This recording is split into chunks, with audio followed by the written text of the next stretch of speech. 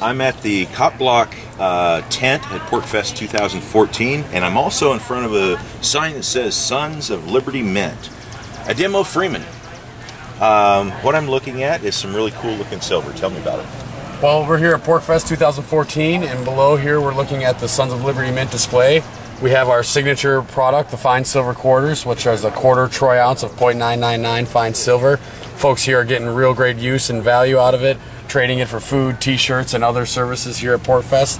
In fact, so many folks are getting such good return on the Sons of Liberty Mint trade that in the top part of our shelf here, if the folks could see, they would see all the generic rounds that folks have traded us in for lesser weight, maybe back in silver, but yet they're still able to, even though they're getting less weight in silver, they're getting more profitable trades from the vendor, and so it's a win-win situation, something we like to definitely inspire and partake in here at Porcfest. But lastly, we have our 1 ounce Sun as well, which is a unique square 1 ounce round that fits in with the Sons of Liberty Mint's unique design, and has the standard trust in yourself stamp on it, which is not only a philosophy of many of us that are associated with the mint, but also something we try to advocate through the company with the silver we create, as in trusting yourself, know how to weigh silver or precious metals, identify it, and utilize it.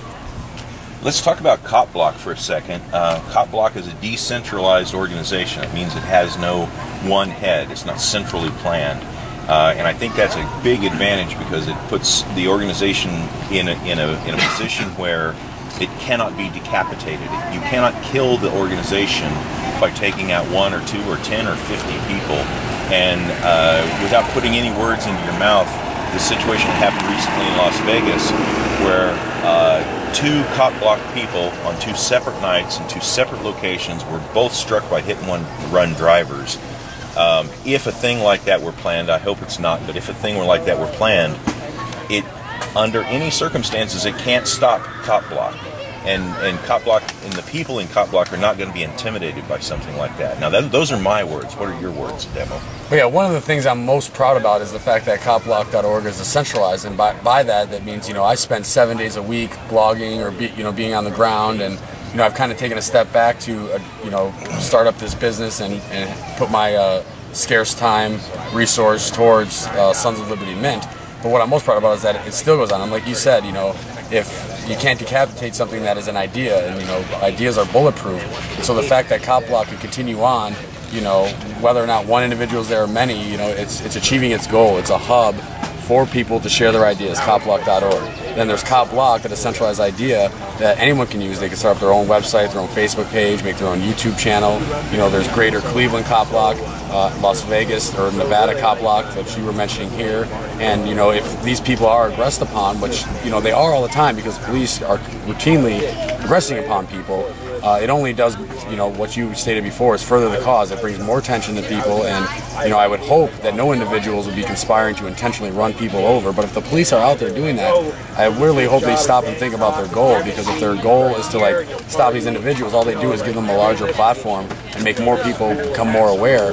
And yet it wouldn't put it past me if they would still come to the conclusion of force being used. It seems to be a common theme with that profession. But either way, copblock.org, the idea, the brand, it's going to stay. It's going to help folks, educate themselves, learn from one another, and continue on, hopefully to the logical conclusion where, we all end the state.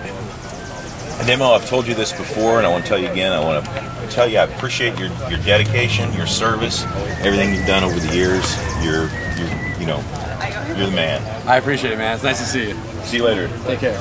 Hold on. You met Dio? Yeah, we met yesterday. Yeah.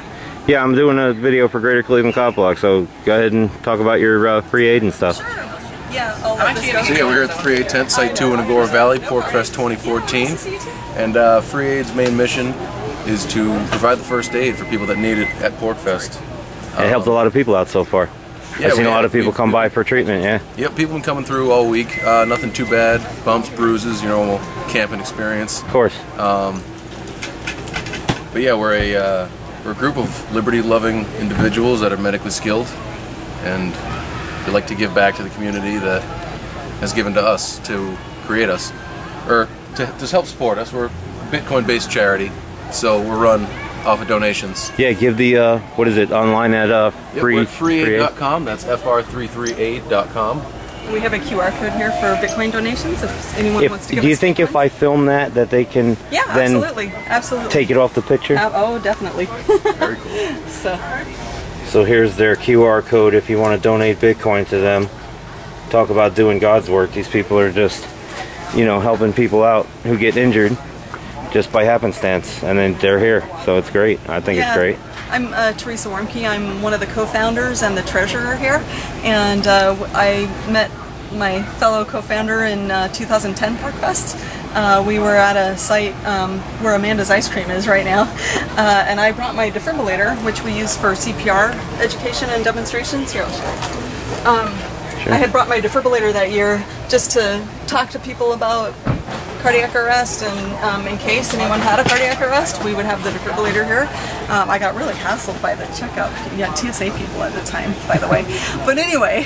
Wow, really? Yeah, it was crazy. And there was a similar one hanging on the wall. Yeah, I bet there was. Model, hanging on the wall, the same model right behind them, and they kept putting it through. There were about 12 agents that came over to look at it. Did you tell them, why don't you put the one on the wall through and see if it goes through? Look, they're gonna look exactly the same if you put that one through. And they were like, no, no, no. And one of the 12 of them was standing down.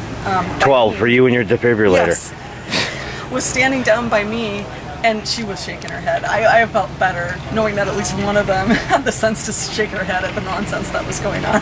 That made me feel better.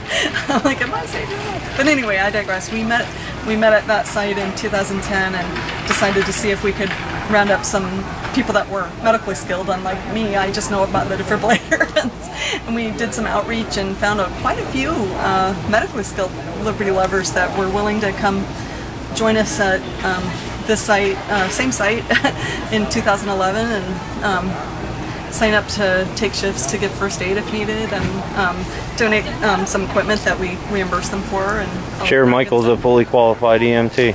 Yeah. He works out in. I'm a former EMT for the Commonwealth of Massachusetts. Okay. I let that go this past year. Okay. And I can. But you still have all your first aid knowledge and everything, as an act of defiance to the man. Yeah. Nice. Well, it's great. You know, we don't check for certifications here. We know we tell all our volunteers, if you get in over your head, call for help. You know, he's qualified and great with children too. I seen him working with a little girl yesterday. She didn't want nobody touching her, and he went right over there. Awesome volunteer. He also gave a class one time about first aid for for other people, and that's what we're all about. You know, helping each other, help each other. Not being so reliant on government for everything. Yes. So, that's all good with us. Sure. Excellent. Excellent. Thanks a lot. So yeah, make sure to check out the site freeaid.com, fr33aid.com. And even here, I wouldn't even consider it too much in the camping realm, considering it's all open space and there's pretty much water and electricity at every site, and so you're not really slumming it too much when you're out here. If it's not raining, you could just be sleeping out in the grass.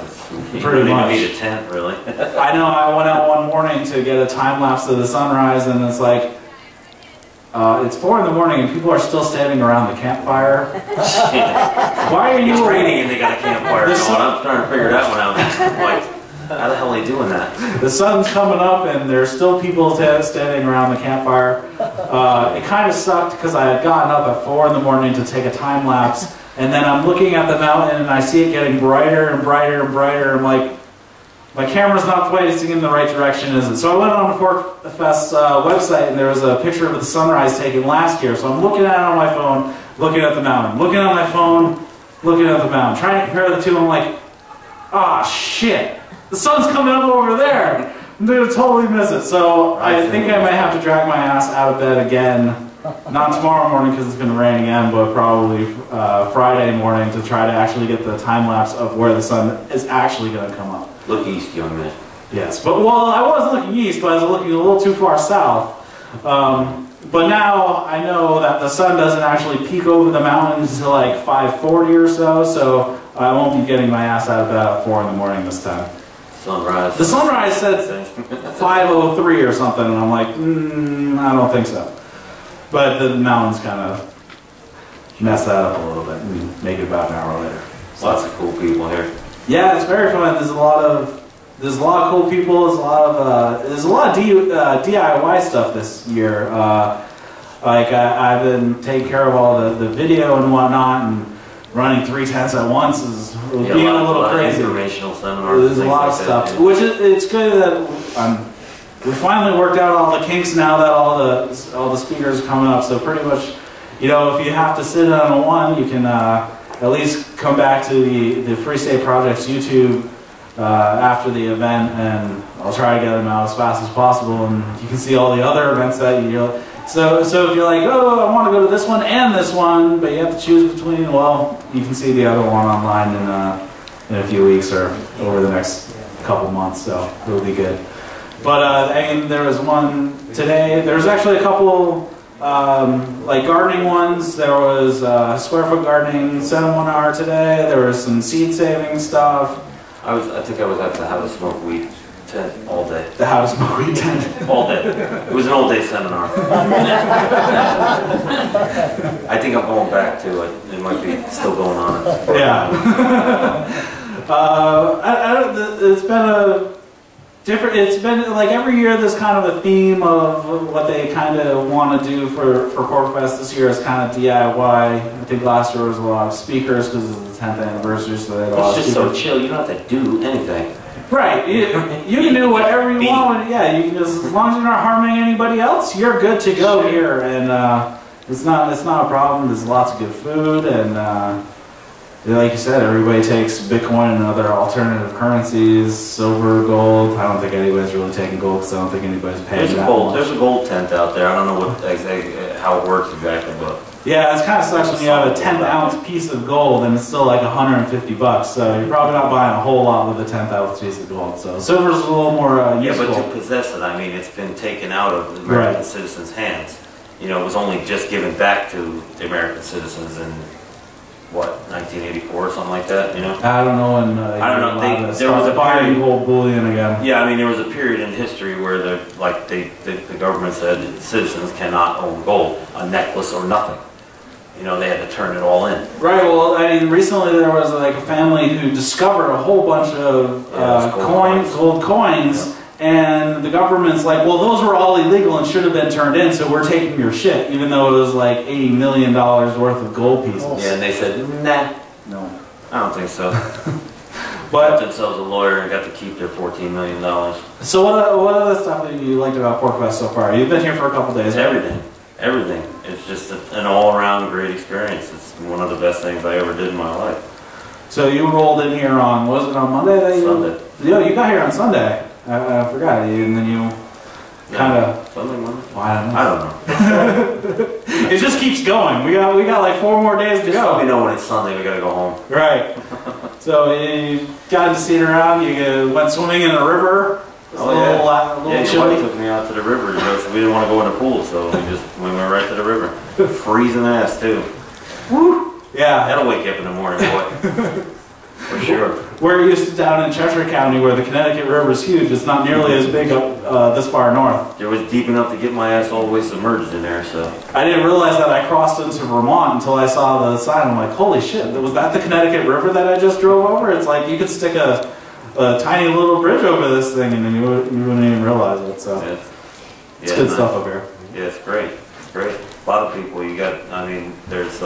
I've been hanging out a lot with these guys with the 603 Glass down here with the glass pipe works and stuff, and they're real cool people. They got good stuff down there. So. Yeah, we got all types of crafty stuff. A lot of people selling homemade stuff. We got a tattoo artist out here. Yeah, definitely. What else do we have? We have the My Magic Mud the Shake Machine, the Shake Shack. Don't forget to go to the Shake Shack.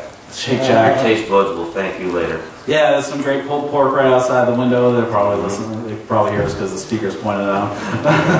It's really good. I think that's where I've eaten there's like everything. Like a farmer market over there. They got fresh vegetables in there and stuff. Yeah, it's great. So yeah, everything you could possibly want is right on this campground. And so far, no police. We haven't had any police presence as far as we know, at least. Yeah. There might be some I don't know. snooping I think around. There might be a couple lurking around in the audience or something, trying to find some before. I don't know.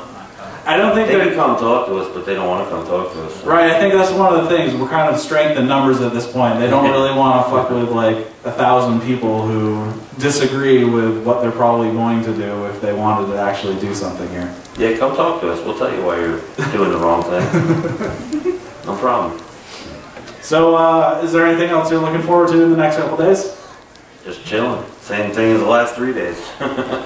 I think there's a beer competition coming up. Say what? What? What? You gotta peek the whole interest room.